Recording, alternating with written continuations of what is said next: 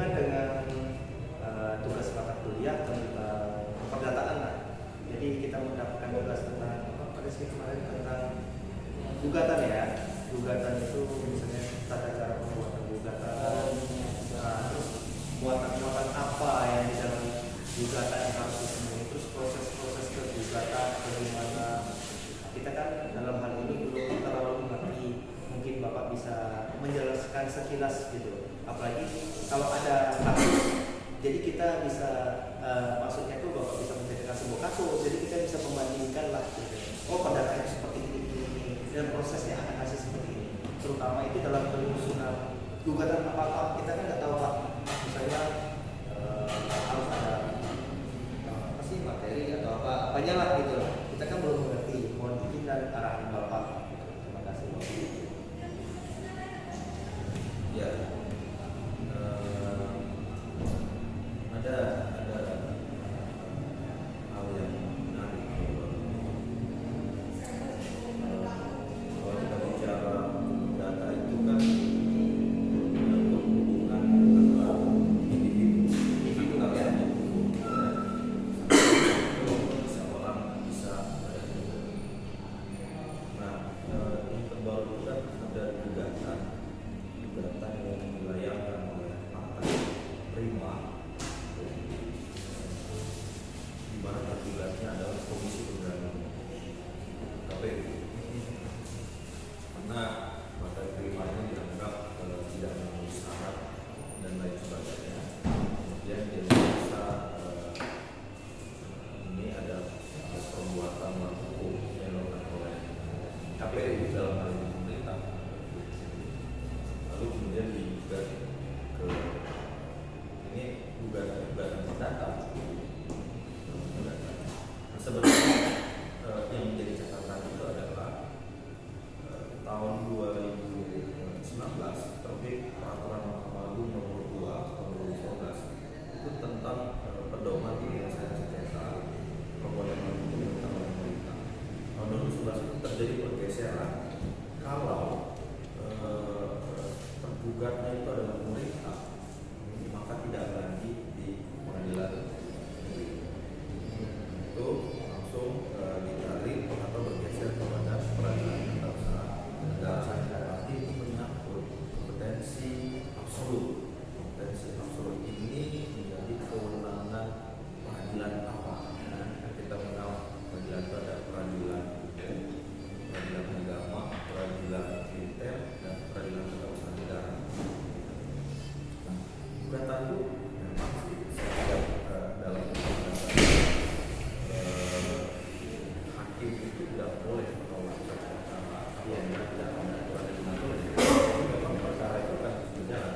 Seharusnya putusan hakim dalam perkara Prima gugatan itu ditolak karena ini menyangkut kompetensi absolut, bukan menjadi ranahnya peradilan umum. Kalau membaca peraturan Mahkamah Agung ini kan harusnya sudah berikan ini menyangkut gimana orang misalnya anggota TNI misalnya kemudian dia yang bercerai dengan istrinya pasti gugatan cerainya gimana di peradilan militer hanya karena militer kan enggak tentu kompetensi absolutnya ada di peradilan agama gitu. Ini paling sekitar persetujuan atau gimana mengetahui ya. Betul. Ini yang menjadi persoalan. Jadi sebenarnya secara teori sudah dijelaskan memang ada persetujuan antara negara dengan perdata. Ada persetujuan negara.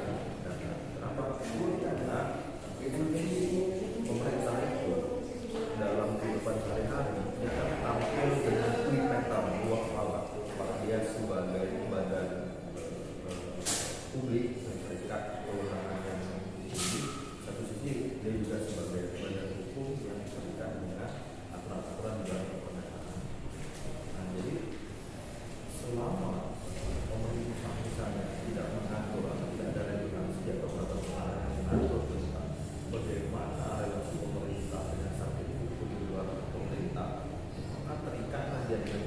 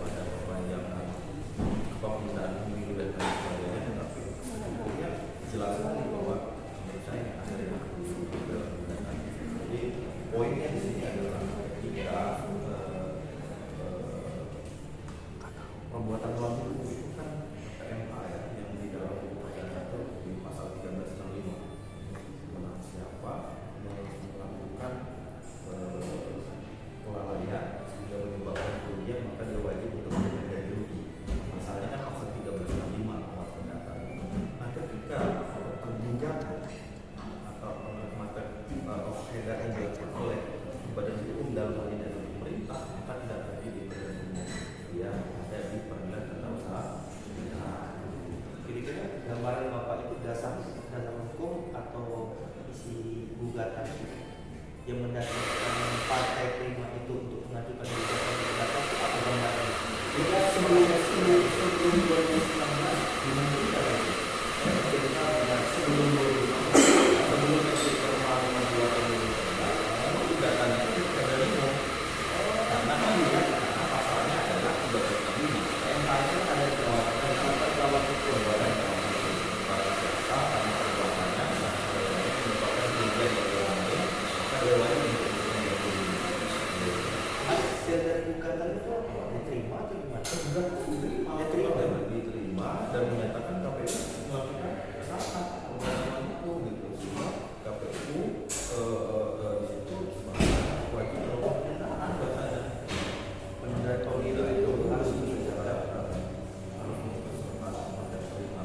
Ya itu seharusnya itu menjadi objek sengketa di badan umum, tapi karena kata surat dulu umrah itu pernah tahun 2019 ingat saya 2019 itu umrah itu pernah juga. Umrah itu adalah badan publik, badan apa? Badan publik, badan hukum yang dibentuk dengan konsepsi hukum publik, kan? Ada aturannya, kemudian langsung pemerintah yang bentuk, gitu. Ada bagaimana umrah berjalan, menyelenggarakan proses pendidikan yang tunduk pada undang-undang dan sebagainya. Ada proses administrasi dan sebagainya, menempatkan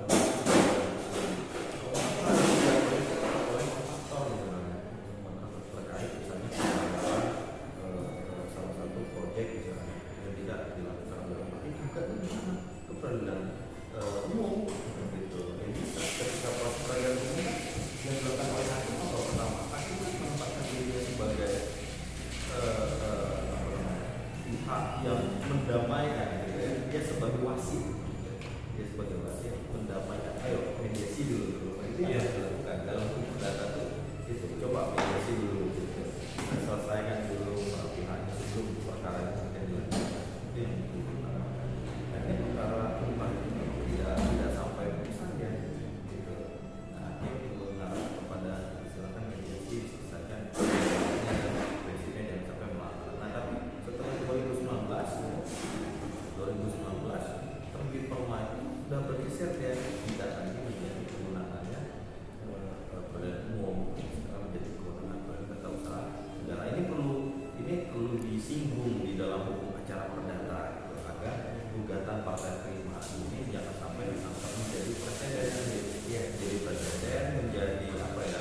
Ada yang melihat oh ini jurisprudensi nantinya sehingga diikuti oleh gugatan para pihak atau baris hakim hukum yang lainnya merasa oh kalau pemerintah enggak PTUN gitu, tapi badan umum bisa tidak itu. Sekarang rezimnya itu sudah digeser, apabila penggugatnya adalah pemerintah dalam maka itu mau isunya berkaitan dengan perbuatan melawan hukum pada mata mereka, maka itu harus dibawa ke peradilan tata usaha negara. Itu peradilan pemerintah, peradilan tata usaha negara setelah itu peradilan pemerintah, subjek tergugatnya adalah pemerintah. Berarti sebenarnya kalau pada Bapak tuh gugatan partai prima itu nggak masuk Dari mana bisa kita salahkan? ya nggak kalau mengikuti jalurnya, kalau dia melakukan gugatan itu partai prima itu harus melalui peradilan tata usaha negara ya, bukan perdata ya. Tidak bisa buka. Tetapi kan sebelum itu Pak, sebelum kita ke perdata, paling tidak kan kita harus melengkapi syarat-syaratnya. Iya, saya tidak menyalahkan partai prima. Harus betul lembaga pengadilan, pengadilan. Iya. Iya, harusnya dalam putusannya menyatakan dia tidak pernah. Kita tadi saya ada koordinasi juga dengan hakim perdata kan di pengadilan negeri kemudian sebelum itu kan harus lengkapi, apabila tidak lengkap kita bisa menolak, tidak bisa katanya. Tapi kok berarti dinyatakan lengkap dong? Enggak, secara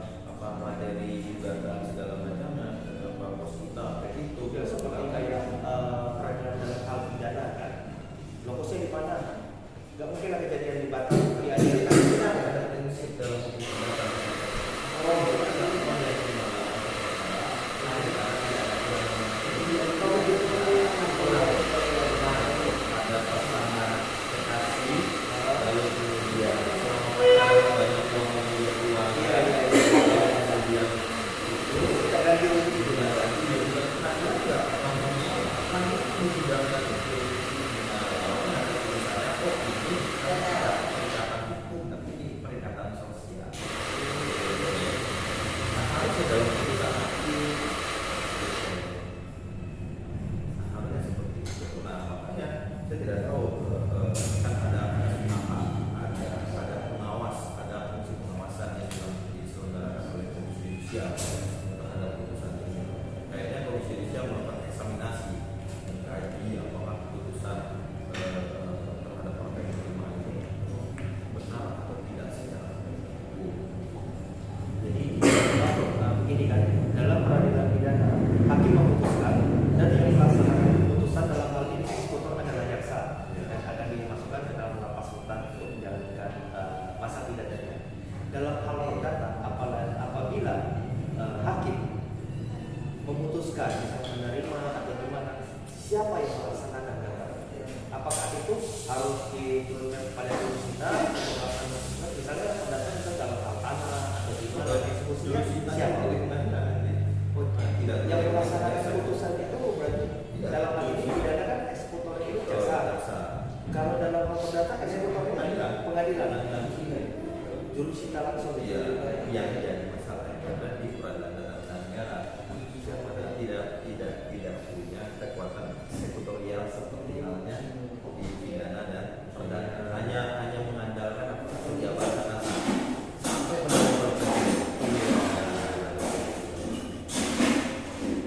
jadi penegasan saya di sini terkait pengembangan dalam acara perdata. Jadi kita membicarakan kasus partai prima itu jangan sampai secara dasar-dasar teori hukum gitu kan.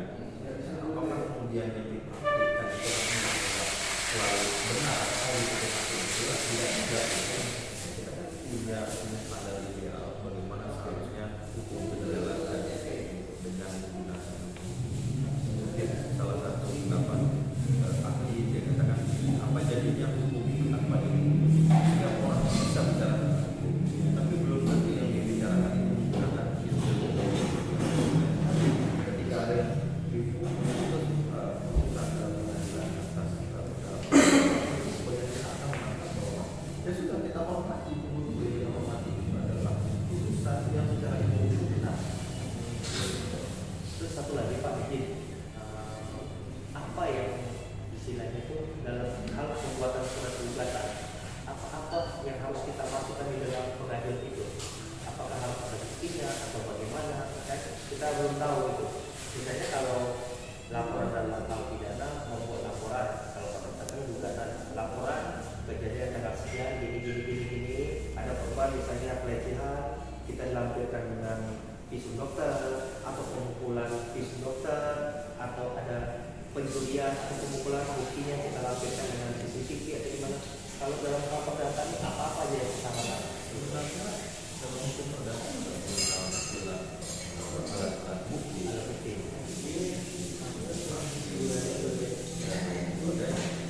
dan juga mengembalikan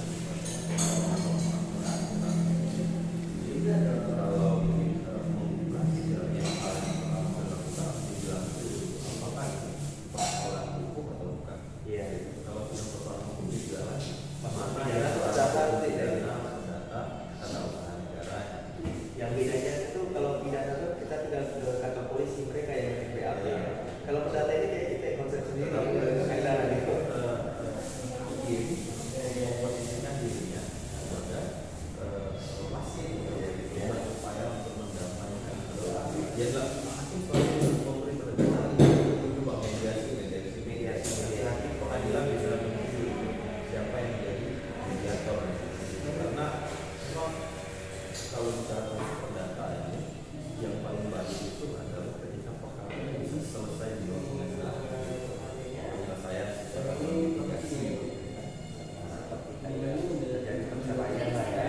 Padahal itu dari itu perdata itu harta begini gitu Pak. Nah jadi kalau bisa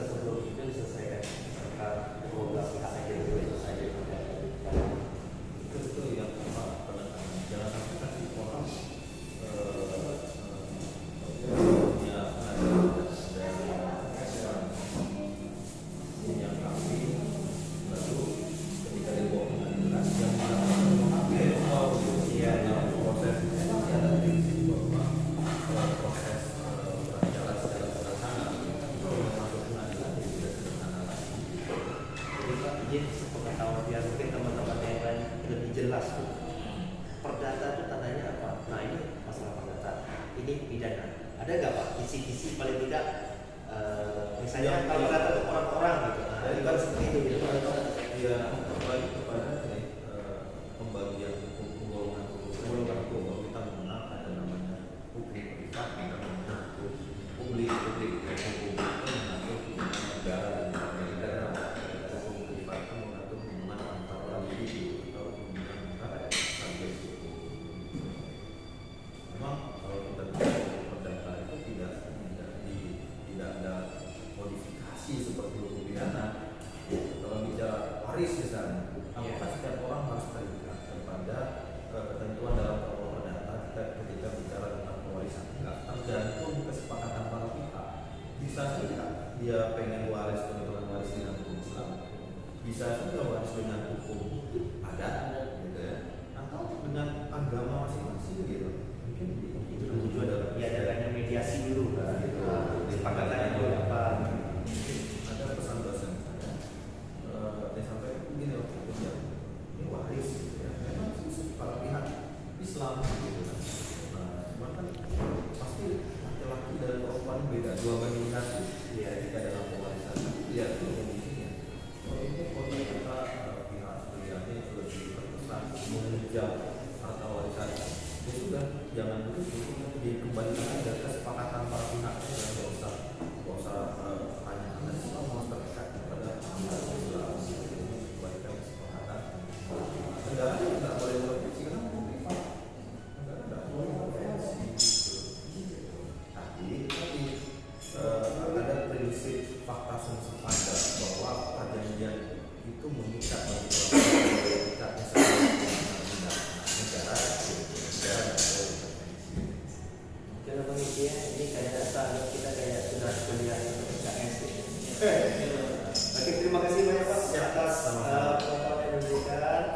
Semoga ilmu dapat berguna bagi kami dalam hal keperdataan. Terima kasih Bapak.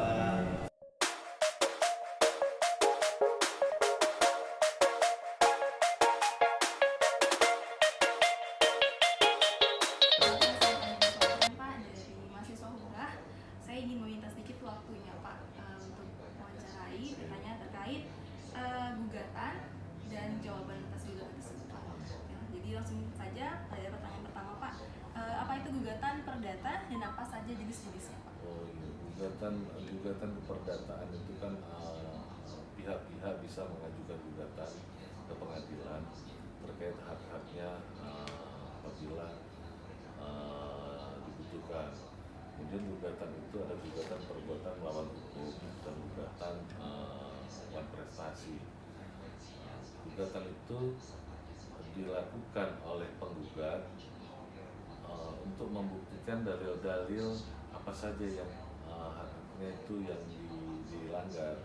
Kemudian biasanya tahapan-tahapan di persidangan di acara perdata itu kan setelah mengajukan gugatan itu nanti ada pihak-pihak dilakukan mediasi, ada hakim mediasi, kemudian dilakukan mediasi oleh hakim. Apabila ketemu kesepakatan dari hasil mediasi tersebut, maka gugatan bisa dicabut karena ketemu kesepakatan. Apabila gugatan itu dalam mediasi tersebut tidak ditemukan kesepakatan, maka dilanjutkan gugatan itu, dibacakan gugatan, kemudian dijawab itu oleh para pihak yang tergugat, menjawab gugatan penggugat, dijawab seperti apa gugatan itu, kebenarannya, dalil-dalilnya seperti apa, dibantahkan oleh tergugat. Kemudian setelah itu tahapan berikutnya itu replik itu oleh penggugat lagi, baru duplik baru tahapannya pembuktian. Seperti itu. Berarti di sini siapa saja bisa mengajukan gugatan? Ya, siapapun bisa melakukan gugatan apabila emang update dibutuhkan, dilanggar atau hak-hak dia itu emang diambil oleh pihak-pihak lain, merasa dirugikan lah, bisa, siapapun bisa.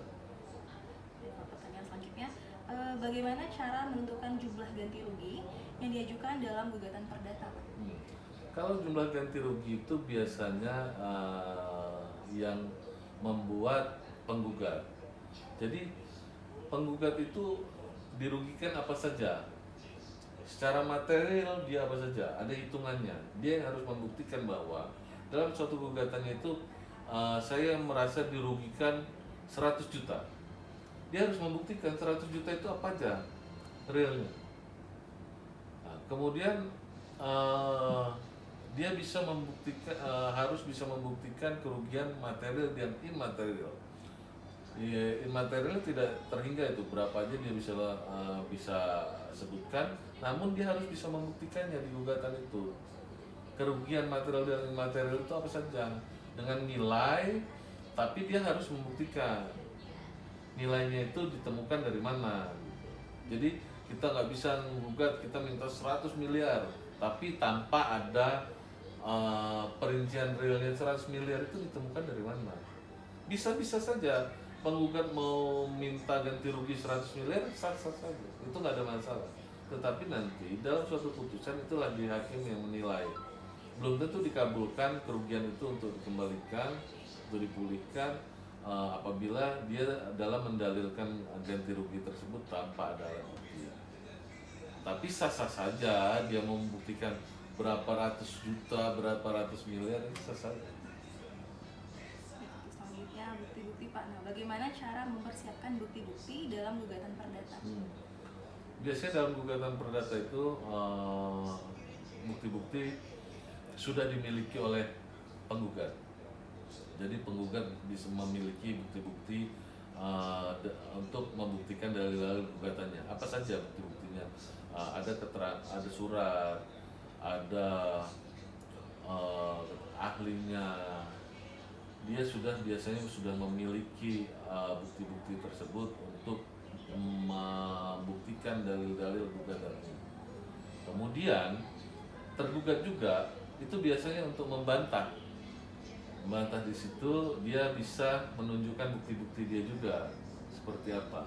Nanti hakimlah yang menilai dari bukti-bukti tersebut. Nanti hakim yang menilai, dituangkan dalam pertimbangan hukum, hakim dituangkan dalam putusan siapa yang dimenangkan. Lanjut ke terdakwa Pak.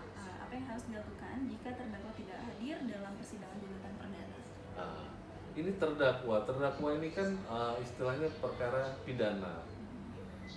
Terdakwa ini perkara pidana, jadi di dalam perdataan itu tidak ada terdakwa. Terdakwa ini proses pidana. Jadi kalaupun di perdata ini pihak penggugat, tergugat dan turut tergugat apabila pihak-pihak yang berkepentingan. Jadi kalaupun dicampurkan dengan terdakwa ini proses pidana. Mungkin dia sebagai saksi atau sebagai tergugat, terdakwa dalam proses pidana dia menjadi terdakwa, terpidana, kemudian dilakukan gugatan. Dia bisa juga tidak hadir, diwakilkan, atau bisa untuk saat ini bisa Zoom. Bisa Zoom ya? Kan Zoom bisa sekarang untuk sidang-sidang kita bisa menggunakan Zoom. Harus kita bedakan terdakwa ini untuk proses pidana, apakah dia sebagai tergugat atau penggugat atau dia memang di proses perdata. Karena di keperdataan ini tidak ada terdakwa. Tergugat, penggugat dan tergugat, turut tergugat.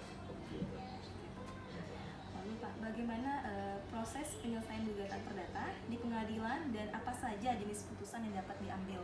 Nah, biasanya kita gugatan itu nanti setelah replik ada putusan selah biasanya.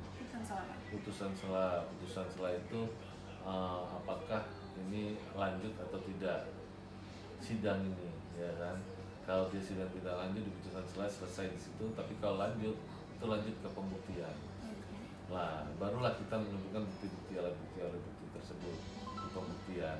Di situ nanti pertimbangan hukum. Nah, setelah pembuktian baru apabila kita ada dibutuhkan untuk pemeriksaan setempat, melihat lokasi seperti kalau dia kasus pertanahan, kita harus melihat lokasi tanah-tanah tersebut, bisa dilakukan pemeriksaan setempat PS.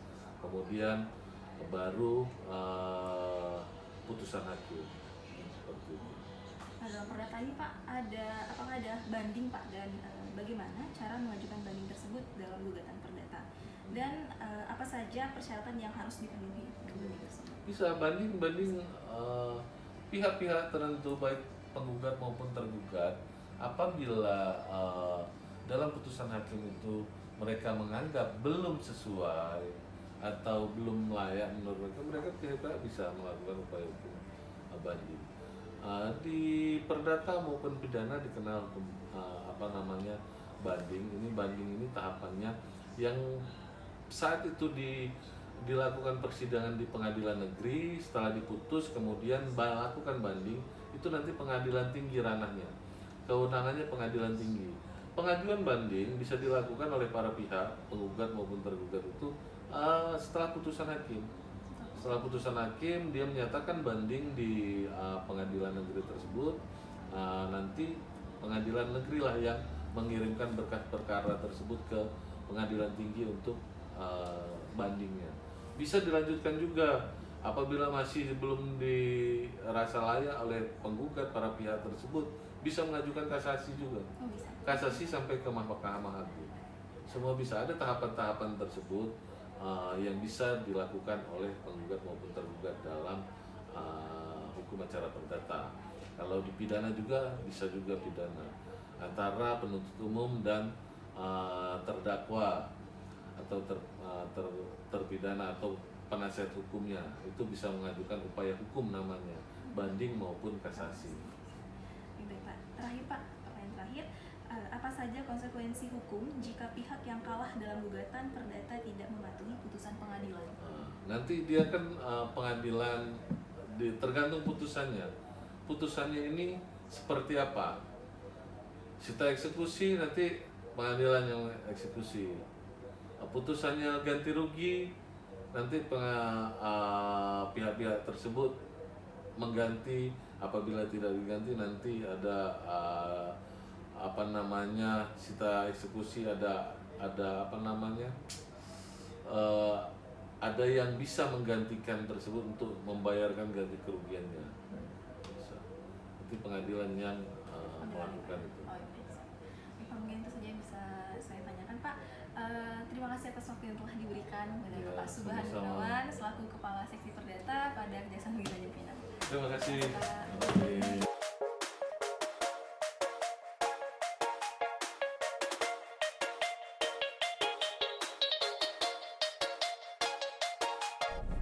Oke, terima kasih. Dalam hal ini kita akan membahas tentang cara membuat surat gugatan. Hal ini sangat penting. Kita harus bisa membuat suatu model surat gugatan yang baik dan benar. Kenapa? Karena dalam konsep keperdataan, dalam hukum acara, dan dalam konteks untuk bisa mendalilkan suatu perbuatan bahwasanya kita memiliki hak tertentu, harus bisa membuat surat gugatan yang baik dan benar. Nah, kita akan membahas tentang apakah pengertian surat gugatan, bagaimana strategi cara membuat surat gugatan sehingga surat gugatan tersebut dapat diterima dan dapat dikabulkan oleh majelis hakim. Kita akan membahas tentang surat gugatan.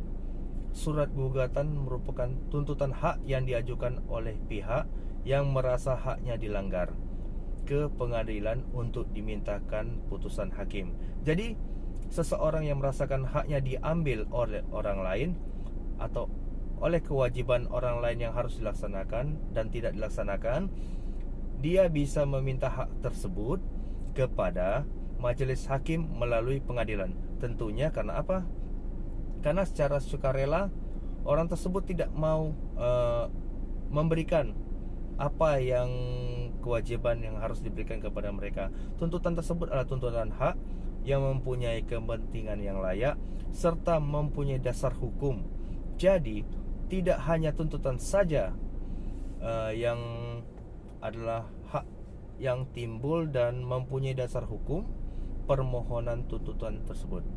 Jadi kalau kita mengajukan gugatan tidak mempunyai hak dan tidak mempunyai dasar hukum, sebaiknya tidak usah membuat surat gugatan.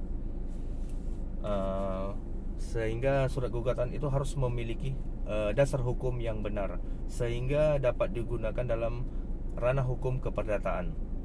Jadi terminologi yang diutamakan dalam keperdataan surat gugatan itu beda dengan pidana.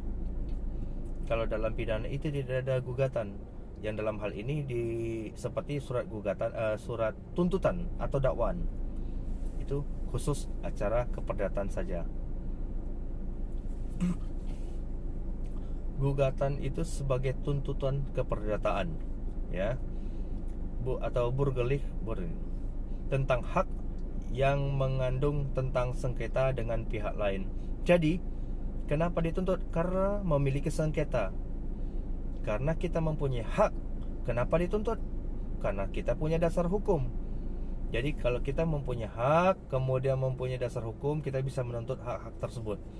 Di mana saja pengadilan yang memiliki kewenangan atau memiliki dapat dimasukkan surat gugatan. Tidak semua pengadilan. Kalau kita masukkan ke pidana, itu bukan merupakan gugatan. Hanya pengadilan yang mengatur tentang hukum acara perdata. Dalam hal ini pengadilan yang mengatur hukum keperdataan. Di mana peradilan tersebut? Nah, kita lihat peradilan yang mengatur tentang hak keperdataan tersebut berdasarkan surat dari Mahkamah Agung. Ada beberapa pengadilan yang mengatur hal tersebut. Ada pengadilan agama, TUN, pengadilan tinggi militer, tata usaha negara, pengadilan negeri, dan pengadilan militer. Nah, untuk gugatan bisa diajukan dalam pengadilan agama. Kasus apa? Kasus terkait contohnya permohonan tentang perceraian. Kita bisa melakukan gugatan keperdataan syariah. Lalu di pengadilan tata usaha negara, ini juga seperti gugatan perdata yang berlaku, permohonan terhadap pembatalan SK yang ini atau yang lain, bentuknya keperdataan. Modelnya berupa permohonan. Di pengadilan negeri, termasuk pengadilan negeri sendiri ini mempunyai beberapa pengadilan yang memiliki wewenang untuk mengadili. Kalau peradilan militer tidak bisa. Jadi pengadilan umum bisa mengajukan gugatan di mana? Di pengadilan niaga. Apa itu pengadilan niaga? Niaga itu ialah yang khusus mengatur gugatan-gugatan terkait pembayaran hutang, kepailitan, dan lain sebagainya. Pembatalan merek juga bisa, hak cipta, paten bisa diajukan di pengadilan negeri. Lalu di pengadilan hubungan industrial (PHI), ini gugatannya itu dapat berupa PHK, pemutusan hubungan kerja, perselisihan hak, perselisihan kewajiban, dan tentang serikat pekerja dalam suatu perusahaan. Lalu di pengadilan mana lagi? Pengadilan pajak. Ini termasuk gugatan permohonan terhadap pembatalan tentang pembayaran pajak, baik itu keberatan atau yang lainnya. Kalau pengadilan anak tidak, karena itu termasuk ke peradilan pidana, tindak pidana korupsi dan yang lain sebagainya. Jadi kita tidak bisa sewenang-wenang melakukan suatu gugatan itu di pengadilan di seluruh Indonesia. Ada khusus-khusus tertentunya. Apabila kita salah mengalamatkan gugatan, sehingga akan dieksepsi, kemenangan mereka akan absolut. Dasar hukum apa yang menjadi dasar hukum dari gugatan? Yaitu pertama, kita akan berbicara tentang khusus gugatan yang terkait dengan di peradilan umum. Kasusnya apa? Kasusnya terkait dengan perdataan.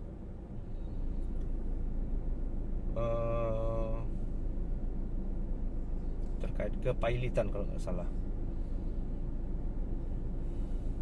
Khusus hari ini kita akan membahas tentang gugatan keperdataan di pengadilan umum. Gugatan perdataan yang pertama itu lihat tentang perbuatan melawan hukum. Perbuatan itu bisa diajukan dengan suatu gugatan. Jadi kita harus bedakan antara perbuatan melawan hukum dengan wan prestasi ya dalam keperdataan. Karena kedua hal itu sangat berbeda. Kalau wan prestasi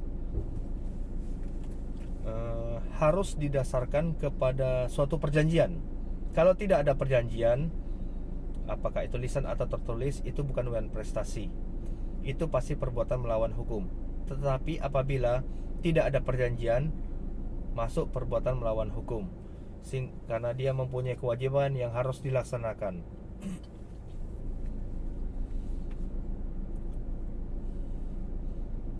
Kemudian kita lihat satu persatu.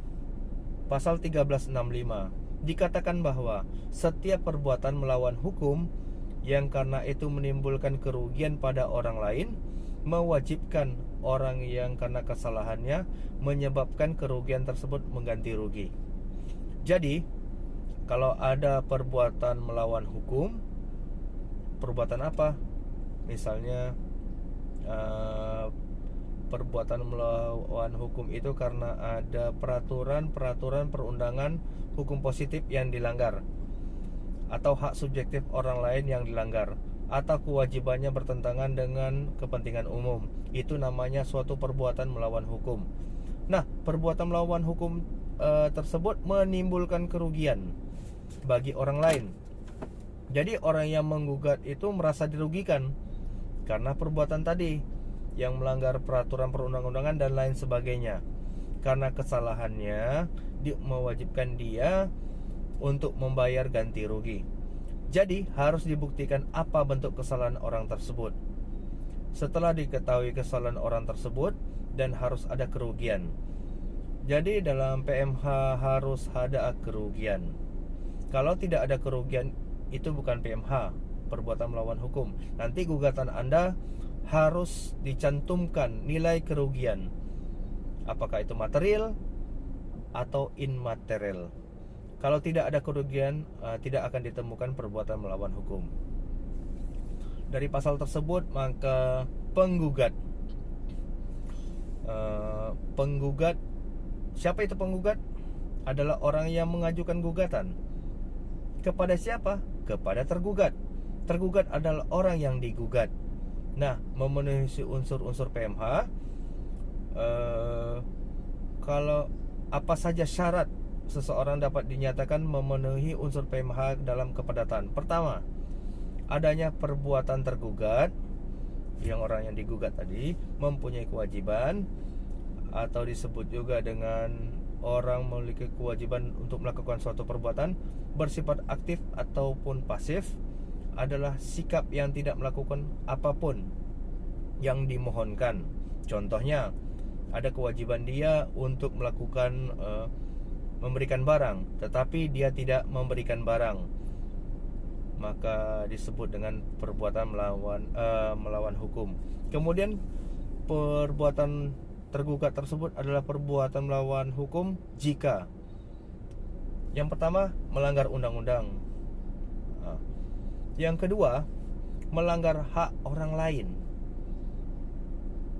Yang satu melanggar undang-undang, yang kedua melanggar hak orang lain. Yang ketiga bertentangan dengan kewajiban hukum si pelaku.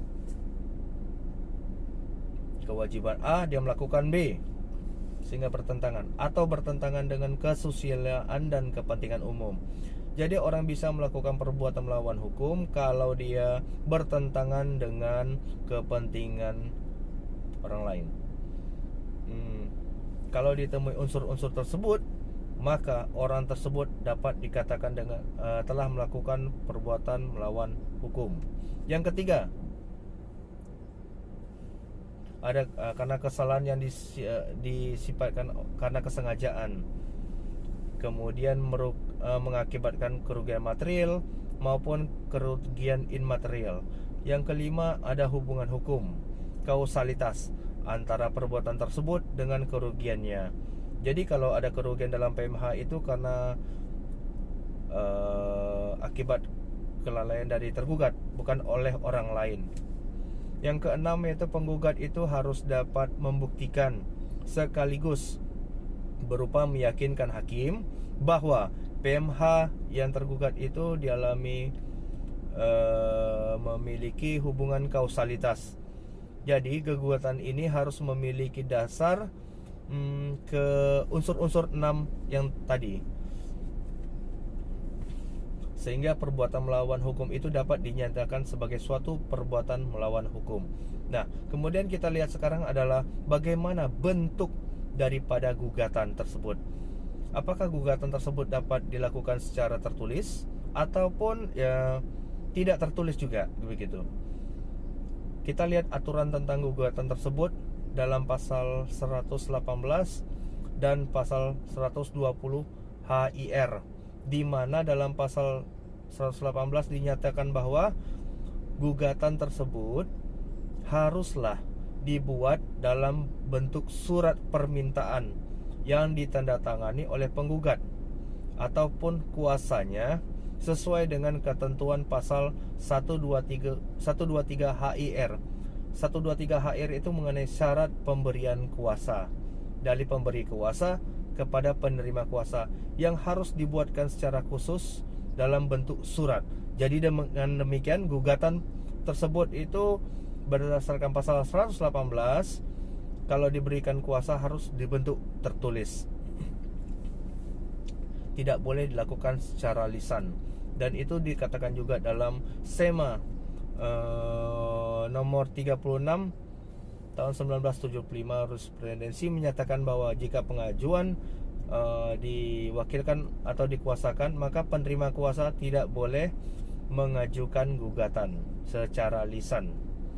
Jadi gugatan tertulis wajib hukumnya apabila diwakilkan kepada kuasa, penerima kuasa. Gugatan bisa dilakukan secara lisan sesuai dengan ketentuan pasal 120 dan RBG pasal 144. Bagaimana bentuknya? Gugatan yang diucapkan secara lisan. Jadi kalau penggugat yang tidak mengetahui, contohnya dia kesulitan dalam berbahasa atau kesulitan dalam membuat suatu gugatan, dia bisa datang ke panitera lalu mengucapkan perkataannya dalam suatu persidangan. Nanti panitera akan dalam persidangan tersebut akan membuat catatan, atau sebelum sidang dia bisa datang kepada panitera sehingga panitera nanti akan mengkonsepkan gugatan tersebut. Nah, di pasal 120 dikatakan bila mana penggugat buta huruf. Jadi kalau dia buta huruf, kalau dia tidak buta huruf, dia harus tertulis.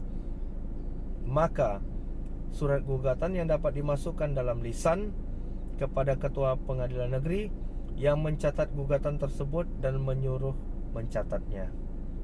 Dalam hal ini panitera. Jadi kalau ada orang buta tidak bisa menulis, ada aja di pelosok atau di mana-mana dia tidak bisa menulis, dia bisa mengajukan secara lisan tetapi disampaikan terlebih dahulu kepada panitera, dan panitera yang akan menulis dan membacakannya di persidangan. Nah, jadi gugatan bisa dilakukan juga dengan secara lisan maupun tertulis. Tetapi kalau dikuasakan itu harus tertulis. Kemudian PMH tersebut dasar gugatan wan prestasi merupakan sesuai pasal 1243 mengatakan penggantian biaya ganti rugi karena tidak terpenuhi suatu perikatan diwajibkannya,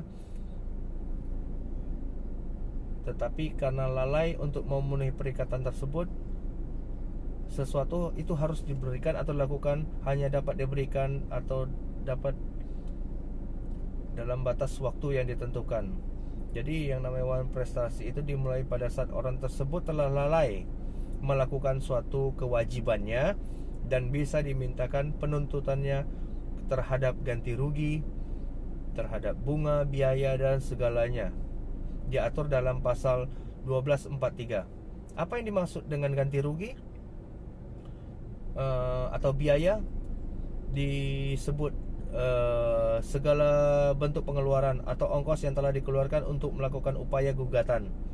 Apakah itu fee lawyernya, apakah itu transportasinya, atau kerugian yang diakibatkan oleh suatu perjanjian, atau juga bunga interest, bunga keterlambatan. Juga dalam putusan ada bunga moratoir, bunga paksa. Kalau orang tidak melakukan suatu perbuatan, dia bisa dipaksa untuk diberikan bunga. Nah, kemudian dasar hukum gugatan kepailitan. Kalau kita mengajukan kepailitan dalam surat gugatan, dasarnya adalah apabila debitur memiliki 2 kreditur dan salah satu utangnya sudah jatuh tempo dan dapat ditagih. Jadi gugatan itu ada 2 dalam kepailitan, penundaan kewajiban penagihan utang dan terkait tentang restrukturisasi utang. Dia akan mengajukan perdamaian. Apabila pengajuan diterima, gugatan tersebut selesai. Apabila yang satu lagi kepailitan adalah untuk pembagian permohonan kewajiban dengan menjual harta pailit. Nah, itu menjadi dasar gugatan kepailitan. Jadi kalau kita lihat dalam konteksnya tadi, kepailitan adalah untuk mengatur harta pailit. Selain gugatan kepailitan, ada juga gugatan di dalam peradilan hubungan industrial. Disebutkan juga peradilan umum industrial ini dasarnya adalah perselisihan sebagaimana diatur dalam pasal 146. Apakah itu perselisihan hak, kepentingan, perserikatan pekerja dalam suatu perusahaan atau PHK. Kemudian kita akan membuat suratan gugatan yang baik. Yang pertama itu adalah nomor surat. Jadi harus kalau membuat surat kuasa itu harus ada nomor surat dan tanggal surat. Di atas itu berarti tanggal dan nomor surat. Penggunaan nomor surat itu meliputi urutan surat. Satu hal yang harus diperhatikan, ini sangat penting, yaitu apabila buat surat gugatan, tanggal surat gugatan itu harus lebih muda, lebih terakhir daripada surat kuasa. Kenapa? Kalau kita membuat surat kuasa, kita memberikan kuasa dulu, baru kita membuat gugatan. Bukan membuat gugatan terlebih dahulu, baru menuju surat kuasa. Berarti kalau kita berbuat surat gugatan dulu terlebih dahulu daripada kuasa, jadi gugatan kita bisa dibatalkan dengan demi hukum. Karena tidak akan mungkin kita membuat surat gugatan kemudian kita memberikan kuasa kepada pengacara, kemudian masuk ke dalam persidangan pengacara tersebut. Berarti sebaiknya kita menunjuk kuasa dulu, kemudian baru kita membuat surat gugatan. Surat kuasa itu harus sangat diperhatikan. Jangan sampai salah. Kalau tanggalnya sama tidak masalah. Misalnya antara tanggal 1 Februari gugatannya, tetapi surat kuasa tetap tanggal 1 juga bisa.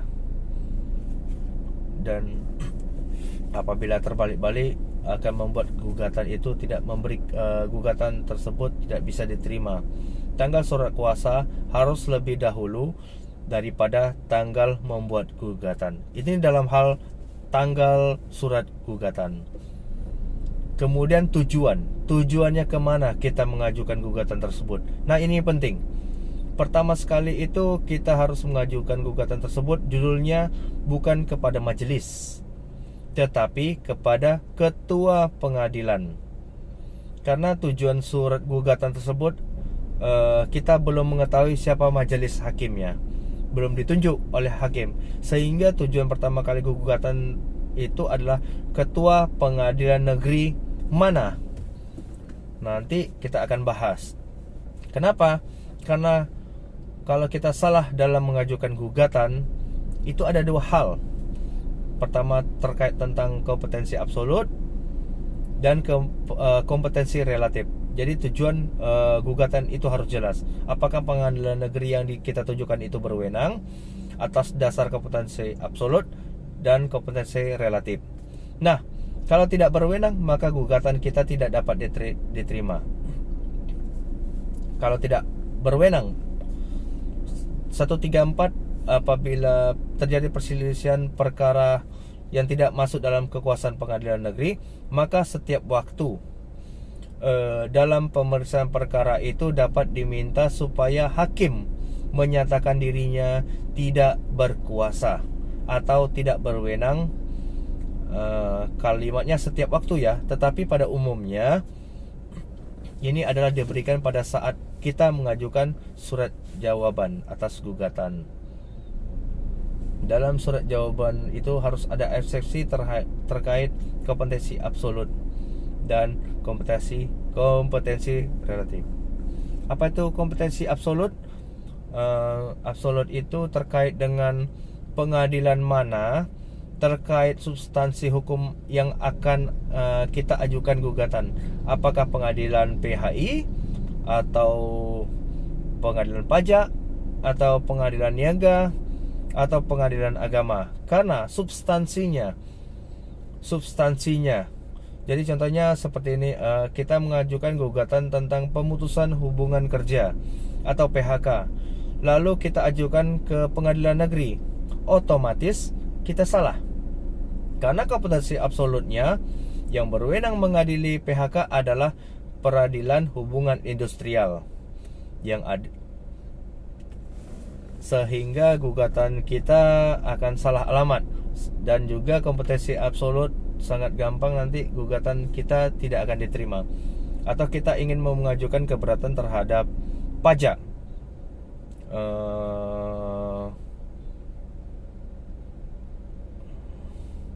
lalu kita gugat di pengadilan negeri atau di pengadilan tun tata usaha negara, karena ini adalah pejabat yang membuat tentang terkait tata usaha negara. Kita salah, adanya hanya di peradilan pajak, bukan di tata usaha negara. Sudah ada pengadilan yang ditunjuk.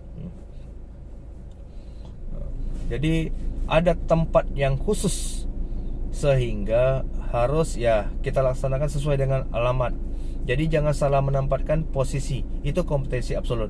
Yang berikutnya, kemudian perkara itu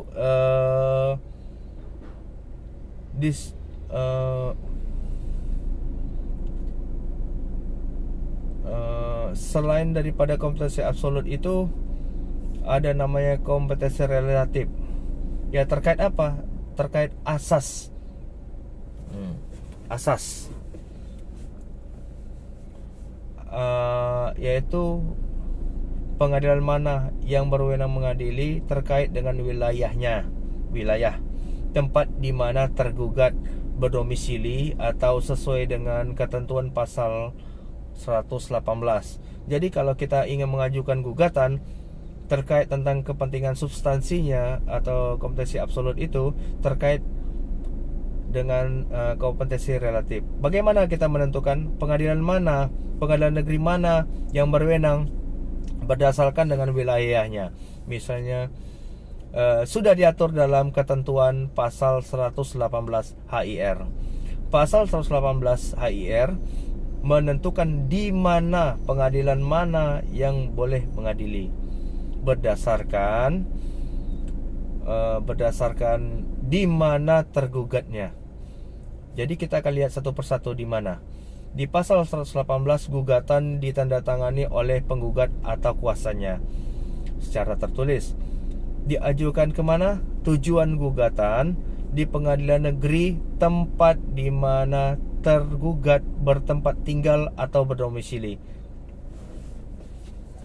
Jadi waktu pada saat membuat gugatan, tujuan pengadilan mana kita harus tahu. Di mana tergugat bertempat tinggal atau berdomisili. Apa bedanya tempat tinggal dengan domisili? Kalau domisili kita lihat di identitas KTP.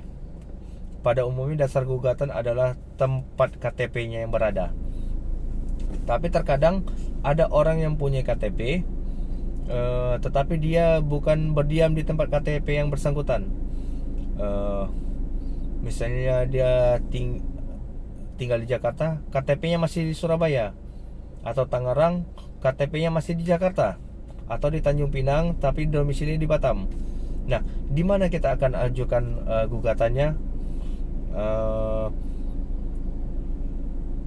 Kalau kita tahu tinggal di situ sudah lama dan Anda membuat perjanjian perikatan ada di situ, maka kita mengajukan di pengadilan tempat tinggal dia sebenar-benarnya berada.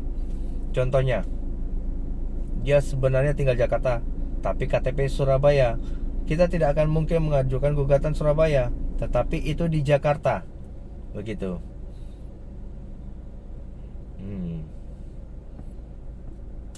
Dan selalu kita membuat surat menyurat di alamat dia sebenarnya di Jakarta.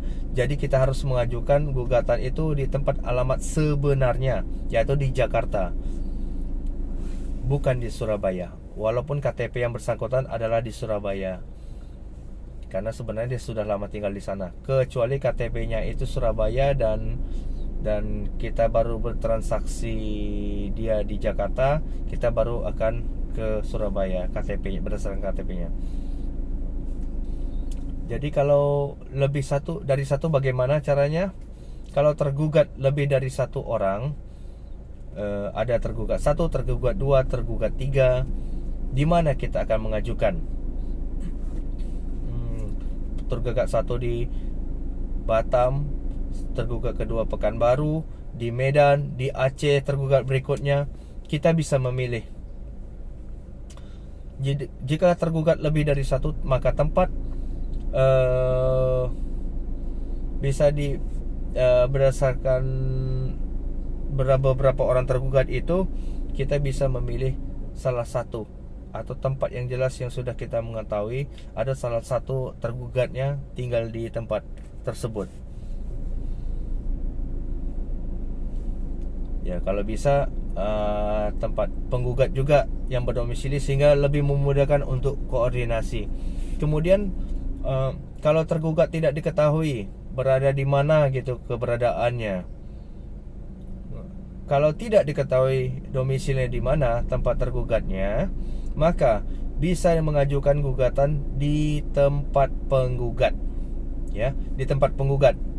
Atau kalau terkait dengan barang yang tidak yang ada, maka gugatan itu bisa dilakukan di tempat yang tidak bergerak tersebut. Misalnya sengketa yang di pertanahan, tanahnya tersebut ada di Jakarta, kita bisa kan mengajukan gugatan di tempat keberadaan tanah tersebut. Objek sengketa khusus benda yang tidak bergerak. Pak, bagaimana kalau tergugatnya tidak diketahui keberadaannya dan objek sengketanya misalnya bukan benda yang tetap, maka dapat kita ajukan di tempat penggugat. Jadi kita karena mempunyai alamat, kita bisa ajukan ke alamat penggugat.